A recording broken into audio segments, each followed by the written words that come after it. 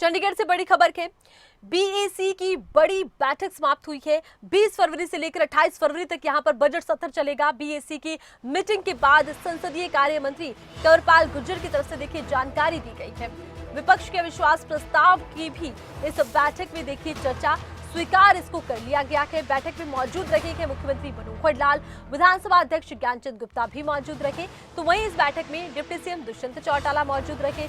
नेता प्रतिपक्ष भूपेंद्र सिंह हुड्डा भी बैठक में मौजूद रहे।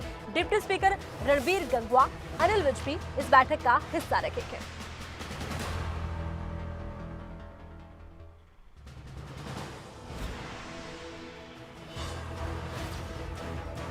तो बैठक में मौजूद रहेंगे मुख्यमंत्री मनोहर लाल। और देखिए महत्वपूर्ण बात यह है कि विपक्ष की तरफ से अविश्वास प्रस्ताव दिया गया था, इसे मंजूरी मिल गई है। बीएसी की मीटिंग के बाद संसदीय कार्य मंत्री कंवरपाल गुर्जर ने इसकी जानकारी दी है।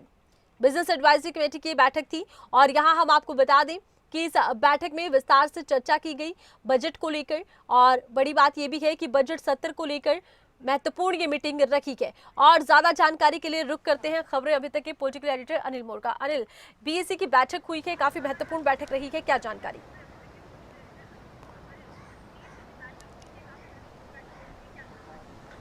बिल्कुल देखिए, बीएसी की बैठक हुई है। बीएसी की बैठक में तय हुआ कि 20 तारीख से लेकर 28 तारीख तक हरियाणा विधानसभा का बजट सत्र चलेगा। बड़ी बात ये हुई है कि जो कांग्रेस की तरफ से अविश्वास प्रस्ताव दिया गया था वो विधानसभा के लिए मंजूर कर लिया गया। बजट सत्र को हरियाणा कांग्रेस के अध्यक्ष चौधरी उदयभान जी कैसे देखते हैं, खुद हमारे साथ उदयभान जी मौजूद है। सर, सबसे पहली बात तो ये है कि जो बजट सत्र है 20 तारीख से लेकर 28 तक चलेगा। बीएसी की बैठक में जो आप लोगों की तरफ से अविश्वास प्रस्ताव दिया गया था उसको मंजूर कर लिया गया है, तो क्या फिर रणनीति है आगे के लिए? एक तो बजट सत्र अपने आप में बहुत छोटा है। इतना छोटा बजट सत्र कभी भी नहीं हुआ। उसमें इतने मुद्दे हैं जिन पर डिस्कस हो ही नहीं सकता इतने कम समय में। तो सबसे पहली बात तो फिर अभी बिजनेस एडवाइजरी कमेटी की जो मीटिंग हुई है उसमें हमारे जो सीएलपी लीडर हैं चौधरी भूपेंद्र सिंह हुड्डा जी वो गए हुए हैं और अभी आएंगे। उसके बाद हमारे विधायक दल की मीटिंग होनी है, उसमें सारे मुद्दों पर विस्तार के साथ में चर्चा होगी। सर, विस्तार से चर्चा तो आप करेंगे, लेकिन अविश्वास प्रस्ताव भी एक बड़ा मुद्दा है। 2 साल पहले भी आप अविश्वास प्रस्ताव लेकर आए थे लेकिन वो कामयाब नहीं हो पाया आपका। इस बार जो अविश्वास प्रस्ताव आप लेकर आएंगे, कितनी उम्मीदें हैं? क्या सरकार को, गठबंधन सरकार को एहसास कर पाएंगे? क्या उतना आंकड़ा आप लोगों के पास है अविश्वास प्रस्ताव के लायक कि जो आपका पास हो जाए? अविश्वास प्रस्ताव के लिए आंकड़ा है तभी तो अविश्वास प्रस्ताव ये मंजूर हुआ है। और अब उसके बाद में जब डिस्कशन होगा वो सारे मुद्दे रखे जाएंगे जो नॉन परफॉर्मिंग जो गवर्नमेंट है और जो समय आज पूरे प्रदेश को एक छावनी बना रखा है। पूरे किलेबंदी ऐसा लग रहा है कि जैसे कि कोई पाकिस्तान या चीन के बॉर्डर पर हम बैठे हैं। कभी सरकार को सड़क को खोदते हुए 7-7, 8-8 लेयर इस तरह से बना दिए। रात को किसानों पर ड्रोन से हमले हो रहे हैं। तो ये क्या हो रहा है? सारा जो लॉ एंड ऑर्डर है पूरी तरह से तहस नहस हो रहा है। जो प्रदेश के अंदर और बहुत सारी समस्याएं हैं, बेरोजगारी की है, महंगाई की है, लॉ एंड ऑर्डर की है और सारे भ्रष्टाचार की है, वो सारे मुद्दे तो हैं ही। लेकिन इस समय जो करंट मुद्दा जो किसानों से जुड़ा हुआ है वो एक बहुत ही ऐसा विषय है कि जिसमें हर आदमी के सारे हरियाणा नहीं सारे देश की नज़र लगी हुई है। और उसका केंद्र जो है लड़ाई का केंद्र हरियाणा को बना रखा है।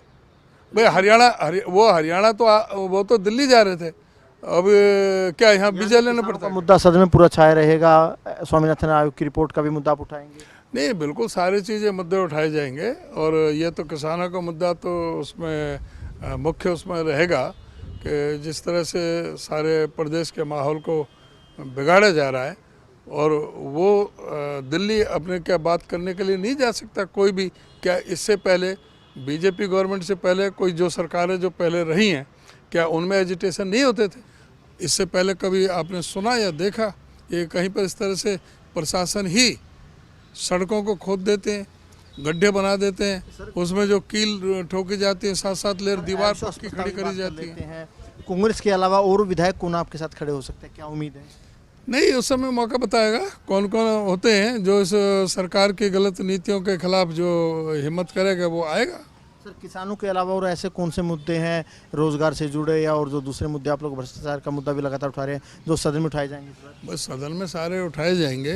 जो बेरोजगारी का चल रहा है, कौशल विकास निगम में जो अंधेरगर्दी चल रही है, कोई ना तो वहाँ पे कोई मेरिट है ना कोई रिजर्वेशन है, जिस तरह से वहाँ पे ये लिया जा रहा है। और जिस तरह से 33 बार प्रदेश में पर्चे लीक हुए हैं और ये पर्चे और खर्चे की बात कर रहे हैं। आज खुली लूट मची हुई है। आज इनको ये बताना चाहिए क्या HPSC के दफ्तर में करोड़ों करोड़ों रुपए के साथ इनके अधिकारी नहीं पकड़े गए? स्टाफ सिलेक्शन कमीशन के चेयरमैन और 8 जो कर्मचारी अधिकारी थे उनको क्यों सस्पेंड होना पड़ा? पूरी तरह से सारा जो नौकरियों में किस तरह से भ्रष्टाचार हुआ है। आज जो बेरोजगारी में हरियाणा पूरे हिंदुस्तान में नंबर 1 पर पहुंचा हुआ है। आज लोग पूरी तरह से परेशान हैं। अभी 6000 इन्होंने पुलिस की भर्ती निकाली है, यही भर्ती इन्होंने 19 में निकाली थी। 5 साल में इन्होंने एक सिंगल सिपाही भर्ती नहीं किया। अब जो 5 साल पहले का काम था वही अब दोबारा से उनको निकाल रहे हैं। ये एक धोखा है युवाओं के साथ। 5 साल में कोई भी नहीं लिया और अब इन्होंने निकाले हैं। अभी पता नहीं लेंगे कि नहीं लेंगे, सिर्फ लोगों को झांसा देने की बात है।